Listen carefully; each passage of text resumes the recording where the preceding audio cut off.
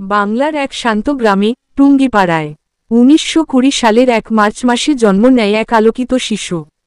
তার নাম রাখা হয় শেখ মুজিবুর রহমান। আমরা তাকে চিনি বঙ্গবন্ধু নামে, কিন্তু এই মহান নেতা হওয়ার পেছনে ছিল অসংখ্য কষ্ট আর ত্যাগের গল্প। ছোটবেলায় মুজিব স্কুলে যেতে হতো হেঁটে, কাদামাটির পথ পেরিয়ে।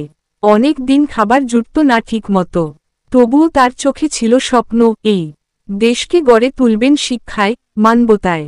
স্কুল জীবনেই তিনি ছিলেন সাহসী, বন্ধুদের অন্যায়ের প্রতিবাদ করতেন। একবার এক দরিদ্র সহপাঠীকে অপমান করা হলে তিনি প্রতিবাদ করে শিক্ষক দেখলেন বাংলার মানুষের অধিকার কেড়ে নিচ্ছে শাসক গোষ্ঠী। তার মনে প্রশ্ন জাগল, এই দেশ কি আমার নয়? সেই প্রশ্নই তাকে বানিয়ে তোলে প্রতিবাদী।